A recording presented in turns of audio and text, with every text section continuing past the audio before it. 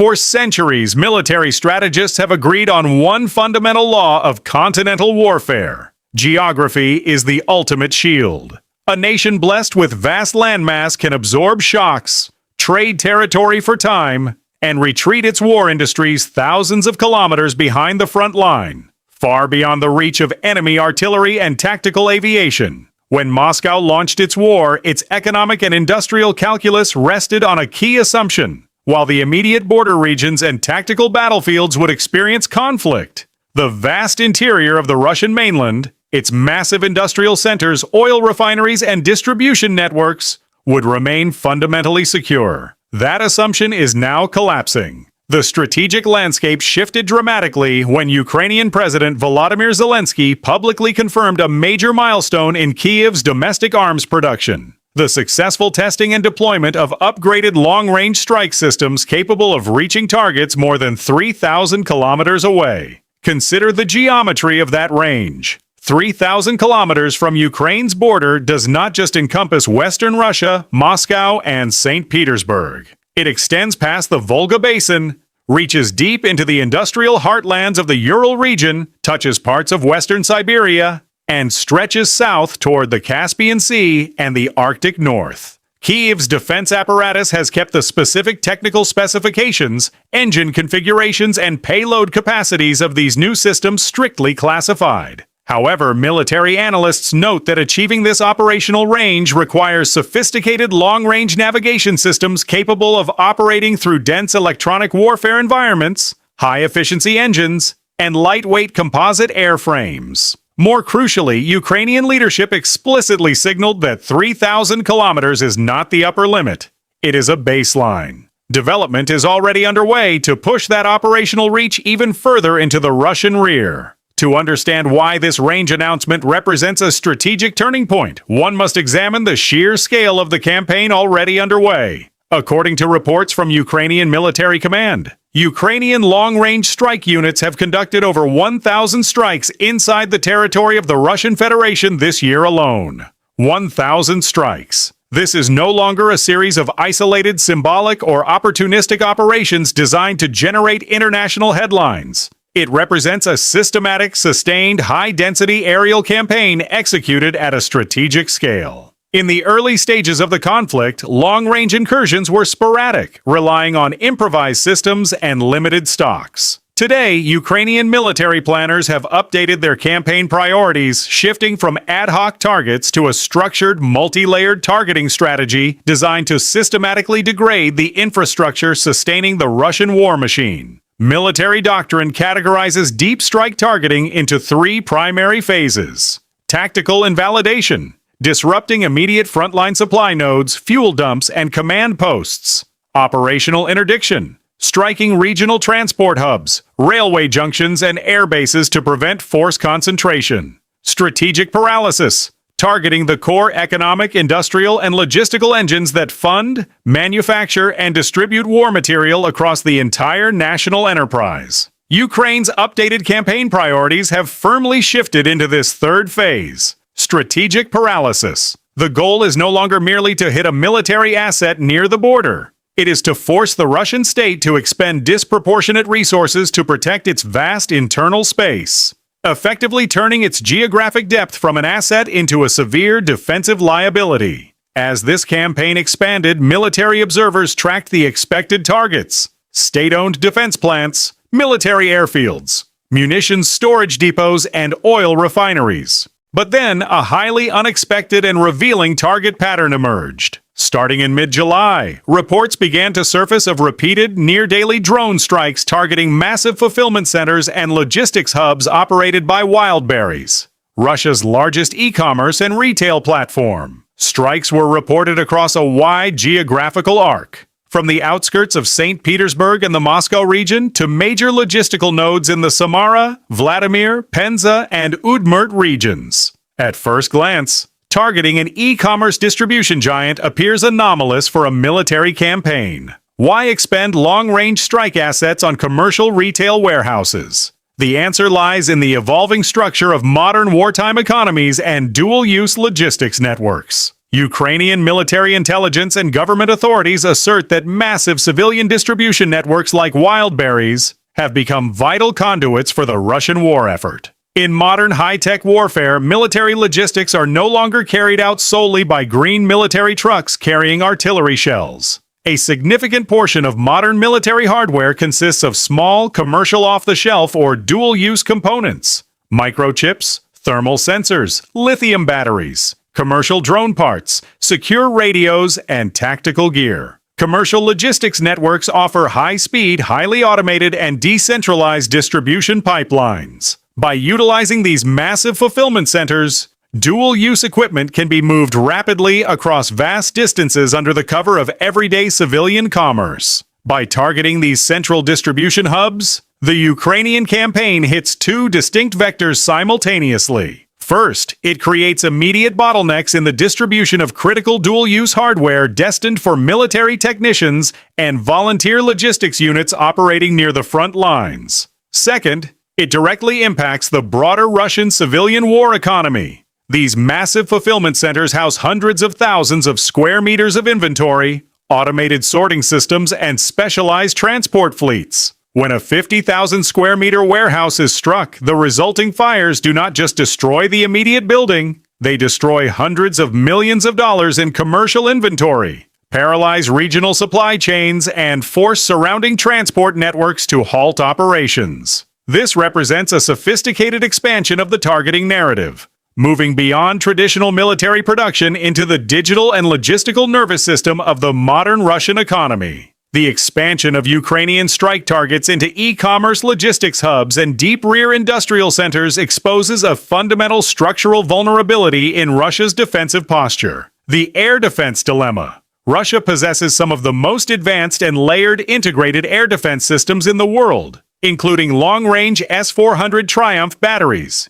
medium-range Buk M3 systems, and point defense Panzer S-1 units. However, air defense systems are finite physical assets. They cannot be everywhere at once. To defend a country that spans 11 time zones, military planners must make stark, uncompromising choices about asset allocation. Over the past 2 years, open-source intelligence and military reports indicate that Russia has concentrated a vast proportion of its highest-grade air defense systems around a specific list of top priority nodes: political power centers like the heavily fortified airspace around Moscow and political command structures, economic capital around St. Petersburg, high-value regime assets like government residences and strategic command bunkers, and critical strategic infrastructure like the Kerch Strait Bridge connecting Russia to occupied Crimea. Analytically, this strategic concentration creates a classic defensive trade-off. If Russian military command decides that Moscow, St.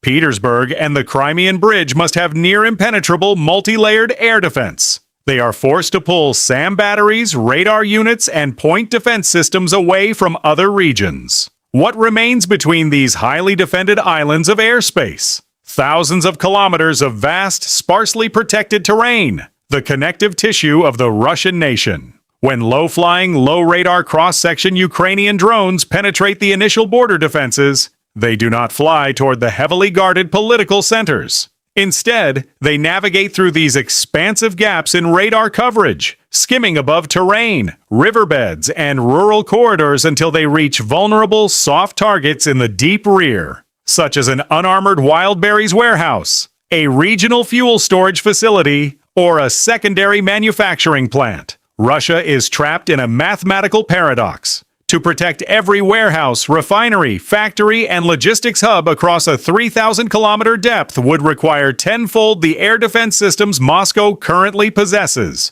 Every system deployed to protect a warehouse in the Urals is one less system available to protect frontline troops, air bases, or political centers. By exploiting these air defense gaps and pushing deep into the Russian interior, Kyiv's strategic strike campaign operates through 5 distinct mechanisms designed to weaken the foundation of Russia's war economy. First, disrupting defense manufacturing. Modern military production relies on complex, just-in-time supply chains. A missile assembly facility in the deep rear does not manufacture every screw, wire, or circuit board on site. It relies on dozens of subcontractors and component suppliers scattered across the country. By striking sub-assembly plants, component warehouses, and dual-use distribution hubs, the campaign creates cascading delays in the final assembly of precision munitions, armor, and specialized drone platforms. Second, degrading energy revenues and refining.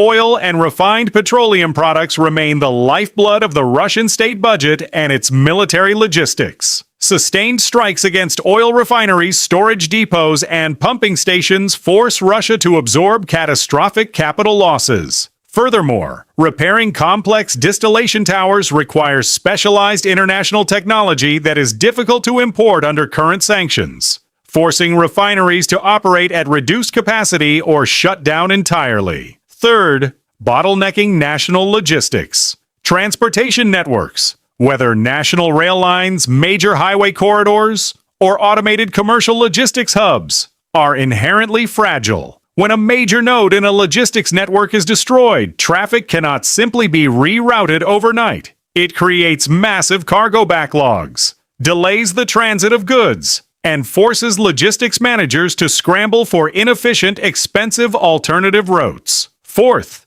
escalating the financial costs of war. Sustaining a high-intensity war economy requires financial predictability. As long-range strikes strike commercial facilities, insurance premiums for industrial real estate and transport fleets skyrocket. Corporate entities are forced to invest billions of rubles into private point defense systems, anti-drone netting, and physical fortification. Storage facilities are forced to absorb hundreds of billions of rubles in destroyed inventory and lost operational revenue, shifting capital away from productive economic activity toward emergency mitigation. Fifth, psychological and diplomatic leverage. Finally, there is the strategic intent behind the physical damage. War economies thrive when the general populace and economic elites feel insulated from the physical realities of the conflict. By demonstrating that no warehouse, factory, or regional distribution hub is safe within a 3,000-kilometer radius, the campaign brings the tangible economic cost of the war directly into the daily lives of commercial enterprises and citizens across the Russian interior, creating subtle compounding pressure on Moscow to consider genuine, lasting diplomatic negotiations. This brings us back to the core strategic reality of the 3,000-kilometer capability. In military science, range is not merely about distance. Range is a force multiplier that dictates the size of the defensive perimeter. To illustrate this mathematically, if an enemy can strike at a range of 300 kilometers, the land area you must defend is relatively contained. But if that strike capability expands tenfold to 3,000 kilometers, the land area you must potentially monitor, defend, and fortify grows exponentially, expanding by a factor of 100. It is analytically impossible for Ukraine to strike every single facility within that vast 3,000-kilometer arc. Nor is every target equally vulnerable. Russian electronic warfare, air defense interceptors, and mobile point defense teams will continue to shoot down a significant percentage of incoming drones. But Ukraine does not need to hit every target to achieve its strategic objective. The sheer existence of a reliable, high-volume 3,000-kilometer strike capability forces Russian military planners into an agonizing operational reality. They must decide whether to leave their industrial deep rear exposed to daily costly attrition, or strip vital air defense systems away from the front lines to cover factories, warehouses, and refineries thousands of kilometers away. Russia's war economy was constructed on the foundational belief that its vast geography provided an unbreakable shield, that while the borderlands burned, the deep rear would continue to function smoothly, safely, and uninterrupted. Today, that shield is being methodically tested by daily incursions,